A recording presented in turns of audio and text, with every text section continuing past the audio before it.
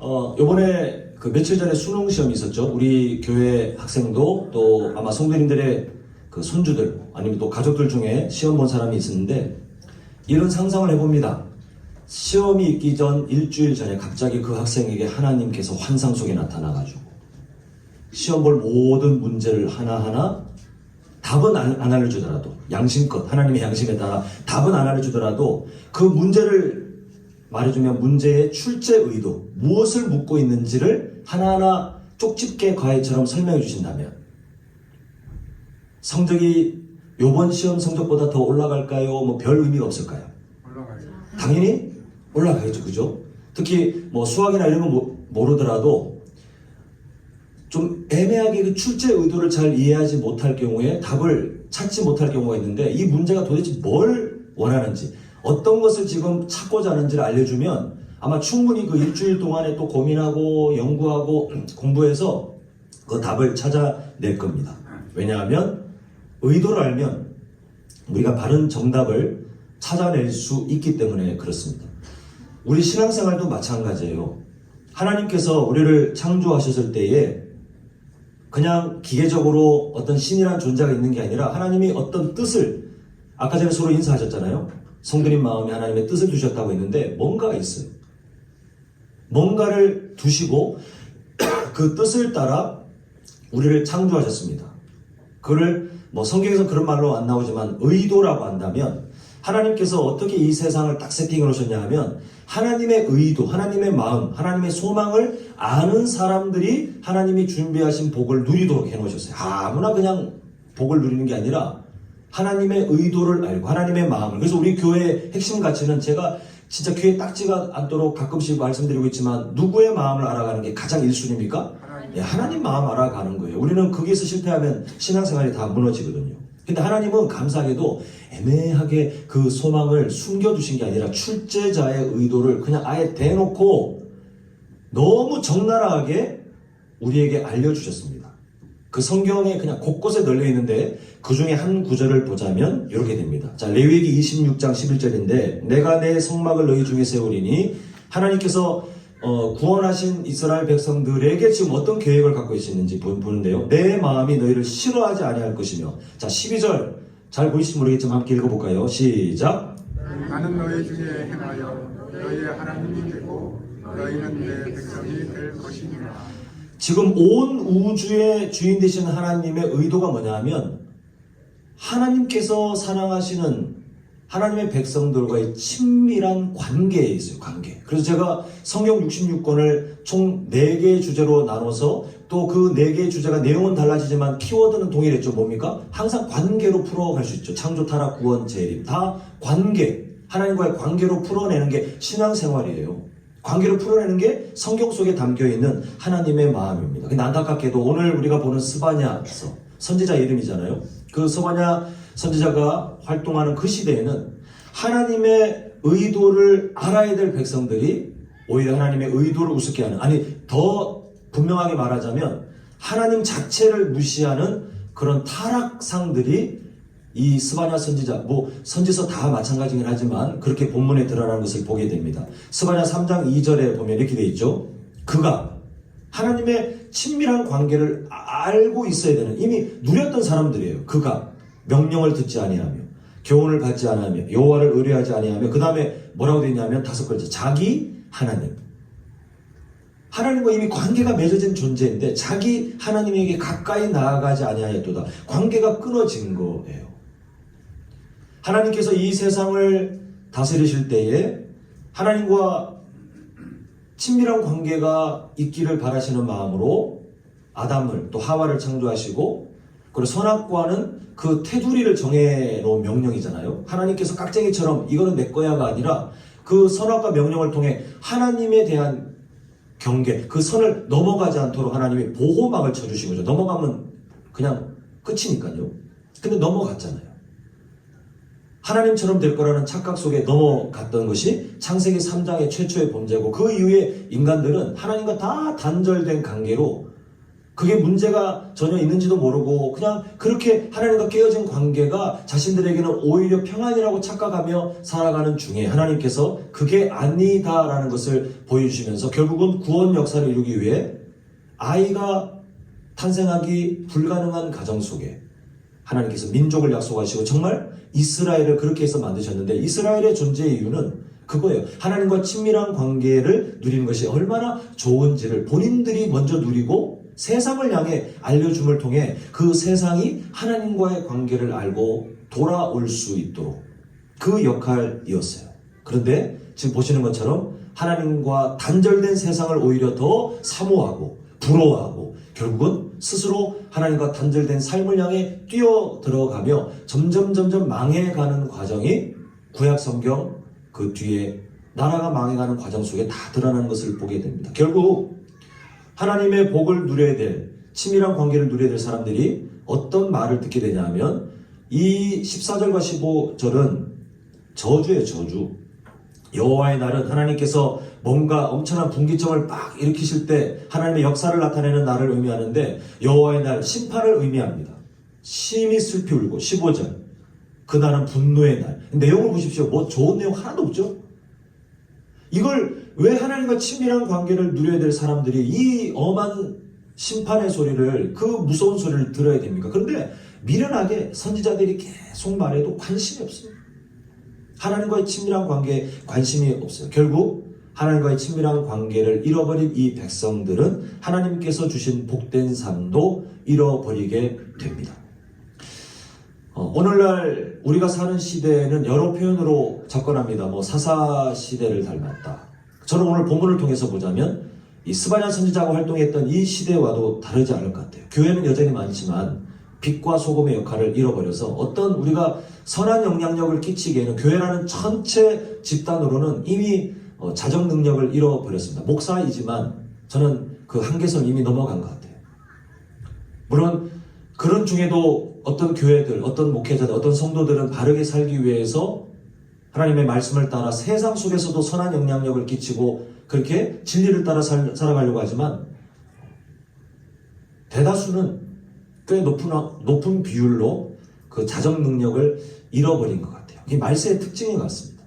우리도 그런 위험이 있기 때문에 우리는 할 수 있는 한 말씀을 통해서 하나님의 마음을 알고 빛과 소금의 역할을 잃어버리는 것은 결국 이기적인 우리 교회만 잘 살면 되고 우리 교회만 성장하면 되고 우리만 잘 먹고 잘 살고 그렇게 세상적인 기준으로 살다 보면 교회는 병들게 돼 있고 역할을 잃어버리게 되는데 그런 교회들이 많잖아요.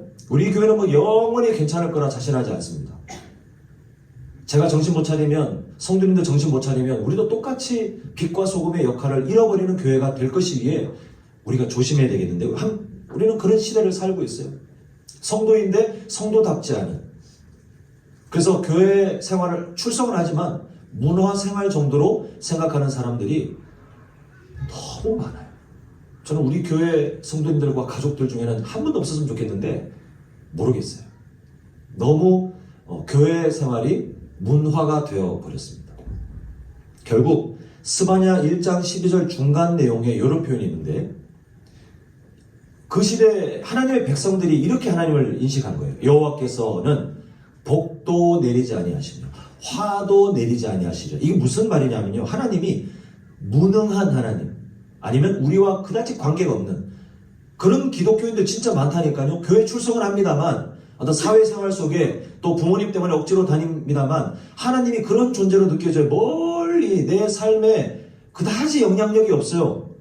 그냥 현실 속에서는 세상의 방법을 따르는 게 지혜라고 생각해요. 정말 그렇게 믿는 분들을 정말 많이 봤습니다.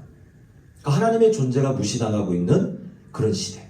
교회는 참 많고 교회 기술도 높아지고 문화도 발달하고 그러지만 오히려 하나님이 그렇게 세상 생활 속에서 무시되고 있는 그런 시대. 우리는 그런 시대를 살고 있습니다. 그런데 하나님께서 그 시대 가운데 하신 말씀이 있어요.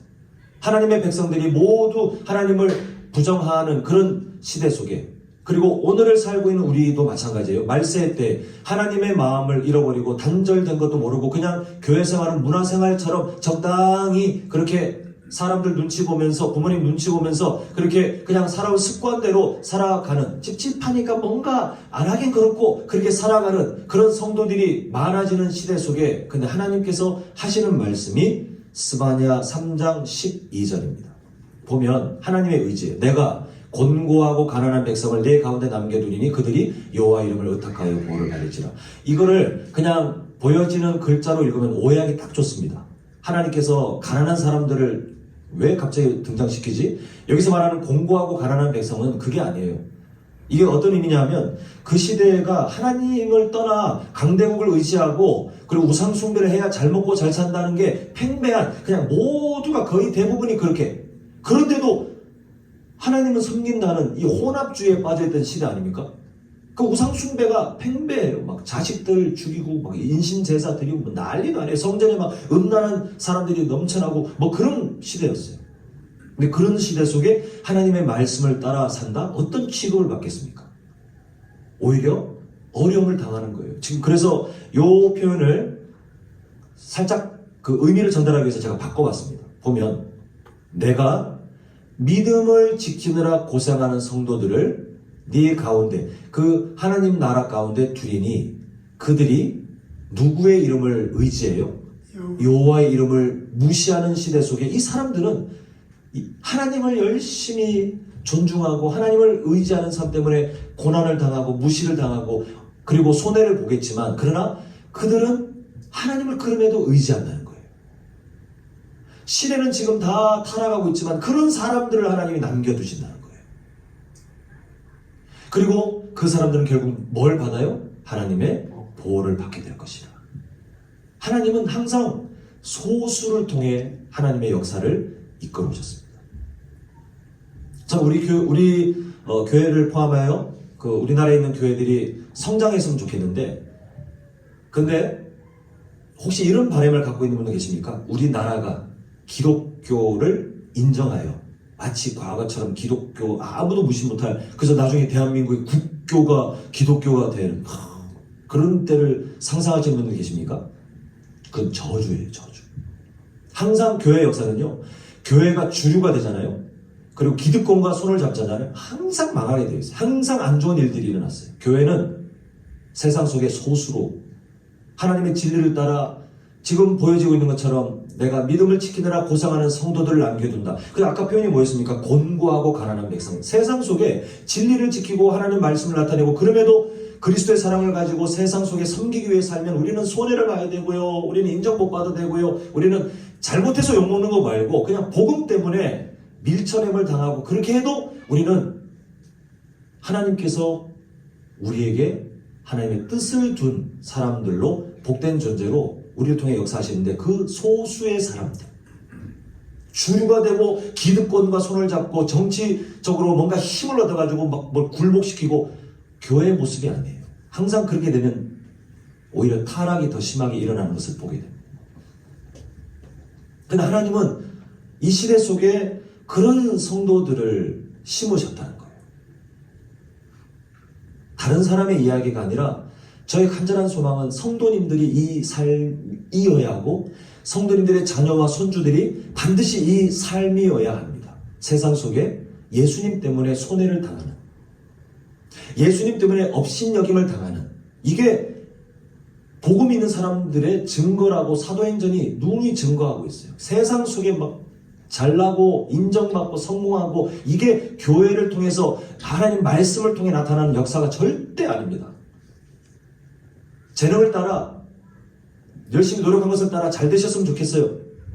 그런데 그럼에도 그 자리에서 예수님 때문에 손해를 당하는, 예수님 때문에 낮아질 수밖에 없는, 그게 하나님께서 지금 스바냐 3장 12절에 나의 이름을 의탁하여 보호를 받는 사람, 그 복된 삶을 지금 말씀하고 계십니다. 그런데 하나님께서는요, 이런 삶을 살아가고 있는, 또 살아가야만 하는 우리에게 하나님의 정말 그 진한 사랑의 마음을 전하시는데, 오늘 핵심 구절인 17절입니다. 보면 이 17절을 이따가 하나하나 또 나눌 테니까 다 읽지 않겠는데요. 17절을, 지금 글자가 많죠. 만약에 이 17절을 기름 짜는 틀에다가 넣고 쫙 압착을 하면 다섯 글자가 나올 것 같아요. 뭐냐면요, 친밀한 관계예요.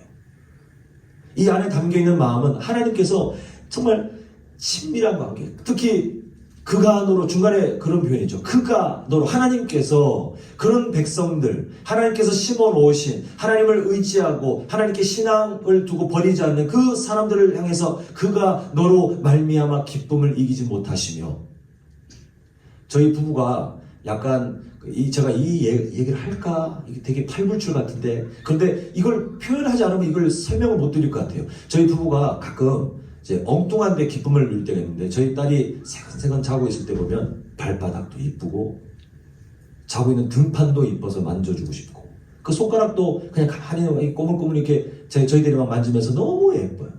가끔 코 골거든요, 저희 딸이. 그날 피곤했으면 얼마나 귀여운지. 모든 게 사랑스러워요. 침 흘려도 사랑스럽고.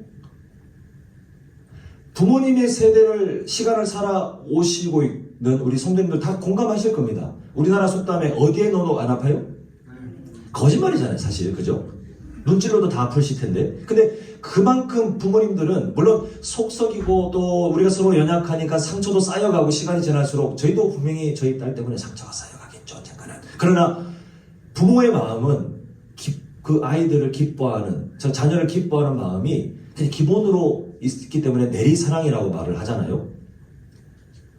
근데 하나님은, 연약한 우리도 그러할진데 하나님은, 그 완벽하신 하나님은 우리에게 사랑의 수준이 완벽하게 주어지는데요, 그 수준이 17절 중간부터 이렇게 되어 있습니다. 자, 한번 같이 읽겠습니다. 시작. 그가 너로 말미암아 기쁨을 이기지 못하시고 너를 참다니 사랑하시고 너로 말미암아 너의 기쁨을 기뻐하시고. 지금 우리를 향하신 하나님의 그 절절한 사랑이 어찌 보면 되게 유치할 정도로, 그러나 그냥 하나님의 그 본 마음이 다 드러나시는 것을 보게 됩니까? 그 전능하신 하나님이, 저는 여기서 우리가 그 갈라디아서를 통해서 묵상했던 그 하나님의 모습이 나와요. 아빠 하나님. 만군의 여호와가, 이 이미지가 아니라 하나님이 있잖아요. 진짜 아빠예요, 아빠. 어린 자녀 두고 막 좋아가지고 막, 지금 보십시오. 뭐 제가 거짓말 하나. 보시면 그런 내용들로 돼 있어요. 그 기쁨을 이기지 못하고 잠잠히 사랑하시고 너로 말미암아 즐거이 부르며 기뻐하시리라. 채통이 안 지켜지잖아요. 채통이 없어요. 어떤 근엄함이 없어요. 근데 그게 우리를 향하신 아빠 하나님의 본 모습이에요. 막 기뻐가지고. 근데요, 17절에서 정말 중요한 구절은 여기가 아니고 히브리 문법을 따라 강조되고 있는 구절이 17절 처음에 있습니다. 너의 하나님 여호와가, 그 다음에 뭐라고요? 너의 가운데 계시니. 훗날 예수님의 별명 임마누엘, 그 이름이 정말 그대로 적용돼서 예수님의 십자가 사랑이 완성된 다음에 성령 하나님이 예수님 믿는 각 사람에게 어떻게 해 계세요? 들락날락 그냥 왔다가 기분 나쁘면 떠나버리시고 그렇게 하십니까? 아니, 우리를 돕기 위해 하나님이 아예 그냥 임재시켜 놨기 때문에 우리는 하나님의 성전이에요. 연약하지만 성도님들이 뭐가 잘나서 그때 잘나는 게 좀 쌓여지면 하나님의 성전, 이게 아니라 연약하지만 그분이 계시기에 우리는 성전이므로 더 열심히 살자. 이게 성경의 가르침인데, 하나님의 함께 계심, 이게 엄청난 은혜예요.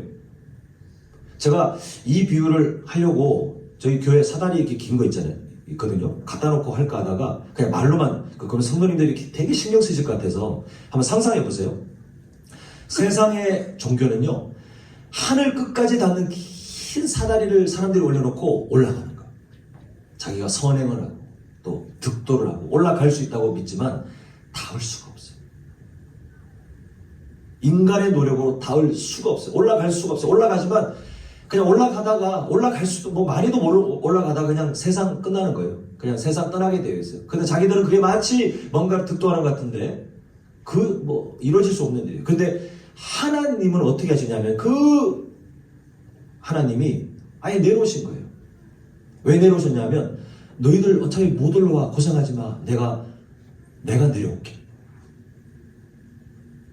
내가 내 아들 예수의 보혈을 통해 나를 만날 수 있도록 내가 다 해결할게. 너희들이 갖고 있는 연약함을 내가 다 해결할게. 이제 그렇게 말씀하는 거예요. 예수님은 우리에게도 마찬가지예요. 올라오려고 아등바등하지 마. 우리 갈라디아서를 통해 보고 있는 게 뭡니까? 인간의 행위로 뭔가 얻으려고 착각하지 말라는 거잖아요. 회개 많이 해서 천국 간다. 저는 이런 분들을 요즘에도 그 SNS 가끔 올라오는 글들 보면 그렇게 말하는 분들이 있는데 전 진짜 안타까워요. 무슨 회개를 많이 해서 천국 가요. 그런 약속이 어디에 있어요? 우리가 구원받은 은혜가 너무 감사하게 더 열심히 회개하는 거지 천국 가려고 회개 안 된다고요. 성경 많이 읽고 교회 봉사 열심히 하고 뭐 헌금 많이 내고 그걸로 천국 가고 그게 거룩해. 아니요. 사대기 그렇게 해서 올라가 봐야 못 올라가요. 얼마 올라가지도 못해요. 그래서 하나님이 하시는 말씀이 그렇게 해봐야 너희들 아등바등 해봐야 못 올라오니까 내가 내려올게. 내가 너 옆에 있을게. 나랑 함께 가까이 살자. 이게 기독교에서 말하는 복음이에요. 그 지금 우리가 보고 있는 너희 하나님 여호와가 너희 가운데 계시니가 바로 그 의미예요. 하나님이 그냥 멀리서 계시면서 그냥 의미만 전달하는 게 아니라 내가 너희와 함께 있을게. 내가 너희들을 사랑으로 가까이 가서 친밀한 관계를 누리고 싶어. 창세기 때부터 나왔던 하나님의 마음은 변함이 없이 계속 유지되어 이 선지서를 통과하여 나중에 예수님의 십자가 사랑을 통해서 완성하고 그 이후에 오늘을 살고 있는 말세 시대에도 하나님은 여전히 이 마음, 하나님의 의도라 그랬잖아요. 친밀하게 너희들과 가까이 있고 싶어. 내가 내려올게. 내가 내려와서 같이 있을게. 이게 하나님의 사랑이에요. 그 신앙생활은 이 하나님의 함께 하심을 이해하는 자리에서부터 시작되게 됩니다. 사랑하는 성도 여러분, 한번 여쭤보고 싶어요. 대답 안 하셔도 되지만 한번 생각해 보세요. 성도는 1년 중에 몇 번 감사하면 적당할까요? 성도라면 1년 중에 몇 번을 감사하면 그래도 이 정도면 선방했다 싶을까요? 이렇게 절기 때, 추수감사 때 그동안 못했던 거 쫙 모아가지고 막 무슨 바닥에 떨어진 동전 줍는 것처럼 억지로 막 해서 그때 뭔가 감사합니다. 이렇게 숙제하듯이 던지고 그 다음 절기 때까지 또 우리가 그냥 일상을 살다가 또 그 절기가 다가오면 또 막 동전 줍는 것처럼 주워가지고 억지로 막 쥐어짜듯이 감사합니다. 이렇게 살면 적당할까요? 아니면 좀 선심 써가지고 그래 하나님 저 선심 씁니다. 일주일에 한 번, 주일 때마다 감사합니다. 그 일주일에 한 번씩, 1년에 한 52번 정도 감사하면 적당할까요? 성도에게 감사의 횟수는 사실은 멈춤이 없어야 돼요. 1년 365일 항상. 착각하시는 게 있는데, 그게 마치 하나님의 뭔가 결핍이 있어서 하나님께서 우리가 막 감사하면 그것 듣고 하나님의 외로움을 극복하고 하나님이 마음이 위로되고 그래서 우리에게 요구하시는 게 아니라 사실은 감사를 왜 그렇게 우리에게 1년 365일 그렇게 살아가도록 하시냐 하면 그렇게 살아가야 우리가 성도답게 살 수 있기 때문에 그래요. 우리가 감사하는 자리를 잃어버리는 순간 우리는 교회답지 않게 되고 성도답지 않기 때문에 하나님은 끊임없이 우리가 일상의 감사가 회복되길 바라고 계십니다. 우리가 갈라디아서 연구를 통해서 보고 있지만 신앙생활의 동기는 뭐라 그랬죠? 벌 받을까봐 두려워서 말씀에 순종하려고 하고 벌 받을까봐 아니면 뭔가 내가 지금 뭔가를 얻어야 되는데 이렇게 안 하면 못 얻을 것 같기 때문에 그 찝찝한 마음 때문에 주일날 예배를 드리고 이거는 신앙생활의 동기가 아니에요. 이거 완전 잘못된 가짜 동기예요. 이거는 하나님께 우리가 성도로 살 수 없습니다.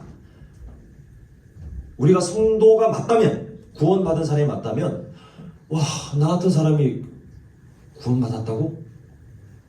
우리는 천국 가는 그때까지 가끔씩 넋이 나간 것처럼 와 예전에도 생각했지만 나 같은 사람이 구원받았다고? 하나님 감사합니다. 우리 신앙생활은 여기서 출발하는 거예요. 항상. 한번 저를 따라합니다. 구원받은 사람은 감사로 살아가야 합니다. 우리에게 감사한 마음이 있는 만큼 우리는 유혹을 이길 수 있는 힘을 얻어요. 성도님들이 거울 보고 결단하면서 내가 오늘은 절대 죄를 짓지 말아야지. 아니요. 하나님께 감사한 마음이 오히려 채워지는 만큼 유혹을 이길 수 있고요. 감사하는 마음이 있는 만큼 혹시 삶에 어려움이 있다 할지라도 흔들리지 않는 믿음을 배울 수 있고요. 감사하는 마음이 있는 만큼 더 능동적으로 어떻게 해야 하나님을 기쁘시게 할까 자신의 삶의 비전을 찾아낼 수 있습니다. 감사가 없는 사람들은 쥐어짜도 안 나와요. 쥐어짜도 안 나와요. 신앙생활의 동기는 그래서 감사여야 하기 때문에 성도님들은 매일마다 이 절기 때만 감사라는 단어를 쓰지 주목하지 마시고 매일 그냥 눈만 뜨면 오늘은 내가 어떤 감사로 시작해야 되는지 그 감사에 대한 동기를 잃어버리지 않기 위해서 몸부림치셔야 돼요. 사실 하나님께서 허락하신 구원을 이해하면 감사하지 않을 수가 없잖아요. 우리가 왜 성도가 되었습니까? 왜 우리는 구원의 그 소망을 지금도 누리고 있습니까? 하나님께서 우리를 구원하기로 작정하신 그 무조건적인 은혜에서부터 출발된 거 아닙니까? 그래서 감사해요. 그래서 은혜예요. 지금 성도님들 다 예수님 믿게 되었다. 내가 믿었다라고 우리가 자기도 모르게 착각할 때가 있지만 우리 예전에 칼빈주의 5대 강령 보았잖아요. 그 믿음도 하나님께서 예수님의 양으로 만들 사람들을 작정하셔서 그 사람들에게 믿음을 주신 거지 우리가 마침 적당한 때에 교회를 출석하게 되어 이건 우리의 착각이에요. 한번 나가서 전도해 보십시오. 그런 논리로 뭔가 우리의 노력으로 어떤 사람들이 예수님 믿게 되나. 하나님이 그 죄의 습관, 그 속성을 은혜로 누르셔서 예수님 믿게 안 하시면 무슨 수를 쓴다 해도 한 영혼이 구원받지 못합니다. 근데 우리는 그 엄청난 변형, 우리의 죄의 속성을 누르시고 은혜로 예수님 믿게 하셨기 때문에 지금 성도님들은 예수님 믿는 사람이 되어 버렸어요. 그래서 우리는 그게 은혜입니다. 아직 연약하심에도 우리가 왜 두려워하지 않아야 됩니까? 이미 의인이 되었기 때문에 우리는 그 약속을 받았기 때문에 그래서 우리는 은혜예요. 천국 가본 사람 한 분도 없지만 왜 우리는 다 천국 소망을 약속합니까? 아직 경험해보지 못했지만 왜냐하면 우리를 그렇게 사랑하시는 하나님의 신실하심이 성경 곳곳에 약속으로 두셨기 때문에 우리는 확신해요. 연약하지만 지금도 우리의 생명이 끝나면 예수님의 십자가 사랑 때문에 우리는 천국 소망을 누릴 수 있을 것이라고 우리 그게 자유함이에요. 그게 복음을 누리는 사람들이에요. 전전긍긍하면서 내가 아직 죄를 회개 못한 거 있는데 나중에 하나님께서 나 모른다 하시면 어떡하지? 그는 말씀을 이상하게 이해하는 분들이에요. 우리는 정말 구원받으신 분들이 맞다면 뭐 죄 마음껏 지어도 되네. 이거는 이미 구원받지 못한 사람들의 생각이고 그건 거론도 하지 마시고 은혜가 감사하여 더 잘 살고 싶고요. 은혜가 감사해서 하나님께 더 바르게 회개하고 싶고요. 은혜가 감사하기 때문에 어떻게 하나님을 기쁘시게 할까 고민하는 삶을 우리는 점점 살아가게 되는 것이 신앙생활의 동기입니다. 그렇다면 오늘 추수감사주일 같은 절기는 대체 왜 필요할까요? 뭐 별거 없어요. 하나님이 우리가 연약한 존재인 것을 알기 때문에 그냥 두면 감사의 삶이 뚝뚝뚝뚝뚝뚝 퀄리티가 떨어질 것을 알기 때문에 하나님 주일을 통해 또 이런 절기를 통해서 물어보시는 거예요. 너 감사 생활 잘하고 있지? 내가 너를 나의 자녀답게 살 수 있도록 그렇게 감사하는 삶을 가르쳐놨고 또 구원의 그 은혜를 감사해 네가 정말 능력을 누리고 네가 정말 힘을 얻고 너의 삶에 평안이 넘치는데 그 감사 지금 잘 살고 있지? 라고 중간 점검을 하라고 절기를 두신 거예요. 그 절기에 대한 이해를 잘 하시면 좋겠습니다. 이걸로 무슨 숙제한 것처럼 야 이거 했다 끝났다 이제 몇 개월은 버틸 수 있다 이게 아니라 매일 감사해야 되는데 지금 내 감사가 건강한가? 똑바른가? 추수감사 주의를 통해 다시 한번 곱씹어보며 마치 건강검진 하시는 것처럼 내가 건강한 것 같긴 한데 정말 건강한가? 건강검진을 통해서 점검하는 것처럼 우리는 이런 절기를 통해 또 말씀을 통해서 우리 자신을 돌아보게 됩니다. 그래서 오늘 설교 제목이 혹시 뭔지 기억하십니까? 주보에 있긴 합니다만 설교 제목은 뭐냐면 온전한 찬양과 감사를 위해라고 되어 있어요. 온전하지 않은 찬양도 있다는 거예요. 온전하지 않은 감사도 있다는 거예요. 근데 온전한 찬양과 감사는 어디에서 출발하냐면 우리와 친밀하기를 바라시는 그 하나님의 마음을 아는 자리에서부터 우리의 찬양이 온전해지고요. 감사가 시작됩니다. 오늘 본문에 담겨진 그 하나님의 마음. 내가 이만큼 너를 사랑하는데 너 내 마음 이제 알겠니? 내가 너를 통해서 진짜 만군의 여호와는 채통 다 생각하지 않고 아빠처럼 너를 기뻐하고 주체를 못하고 지금도 너를 보면 너무 사랑스럽고 내 사랑이 어느 정도인지 보여주기 위해서 독생자 예수를 기꺼이 십자가에서 죽게 만들 정도로 그렇게 내 사랑을 확실하게 증거해 줬는데 내 사랑을 다시 한번 알 수 있겠니? 그 사랑을 다시 한번 붙들고 남은 인생을 살아갈 수 있겠니? 이게 오늘 본문을 통해서 하나님께서 우리에게 주시는 것입니다. 하나님께서 그런 질문으로 성도님들 한 분 한 분에게 너 정말 내가 너 그렇게 사랑하고 있고 너와 가까이 있고 싶은 거 알고 있니? 라고 할 때 우리의 대답은 하나밖에 없어요. 저를 따라합니다. 하나님, 제가 압니다. 하나님 제가 압니다. 모든 것이 은혜입니다. 그게 우리의 할 수 있는 유일한 답변인 것 같아요. 이제 말씀을 맺겠습니다.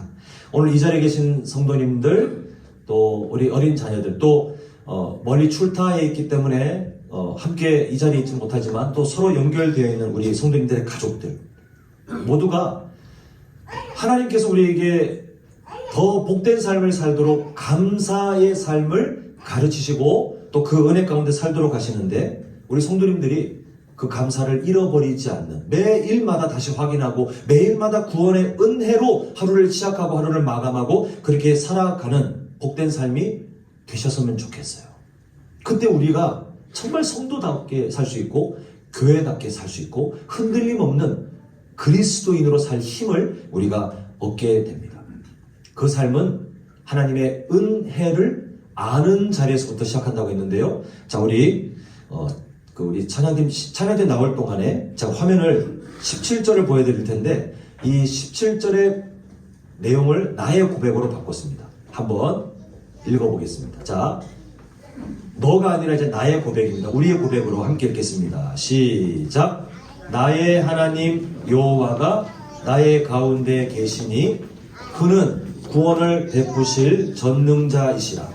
그가 나로 말미암아 기쁨을 이기지 못하시며 나를 잠잠히 사랑하시며 나로 말미암아 즐거이 부르며 기뻐하시리라. 나의 하나님 여호와가 나의 가운데 계시니, 예수님의 십자가 사랑을 통해서 우리에게 그 사랑을 주셨고 그 사랑이 지금 사라진 적도 없고 앞으로도 사라지지 않아요. 그래서 우리는 우리의 인생을 통틀어 할 수 있는 말, 이번 주제처럼 모든 것이 하나님의 은혜입니다.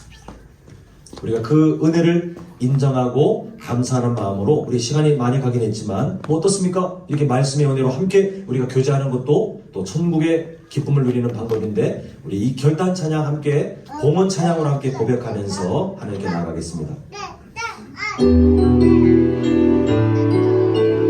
자, 우리 말씀을 기억하며 고백합니다. 내가 지금까지 지내온 것은, 우리의 답은 이거 하나밖에 없어요.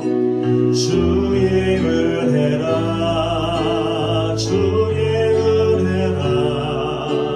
지금까지 지내온 것은, 내가 지금까지 지내온 것은 주의 은혜라, 주의 은혜라. 지금까지 우리 2절 고백해볼까요? 내가 하나님의 자녀 된 것은, 내가 하나님의 자녀 된 것은 주의 은혜라, 주의 은혜라. 하나님의 자녀 된 것은, 다시 한번, 내가 하나님의 자녀 된 것은, 내가 하나님의 자녀 된 것은, 우리의 답은 하나입니다. 주님 은혜밖에 없습니다. 주의 은혜라, 주의 은혜라. 하나님의 자녀 된 것은, 우리 고백합니다. 주의 은혜라, 주의 은혜라, 주의 은혜라. 하나님의 자녀 된 것은, 하나님의 자녀 된 것은 주의 은혜라, 주의 은혜라, 주의 은혜라. 하나님의, 자, 우리 목소리 높여 고백합니다. 내가 이 자리에 서 있는 것은, 내가 이 자리에 서 있는 것은, 우리의 신앙 고백으로 주의 은혜라, 주의 은혜라. 내가 이에 서 있는 것은, 우리 한번 다시 고백합니다. 내가 이 자리에 서 있는 것은 주의 은혜라, 주의 은혜라, 주의 은혜라.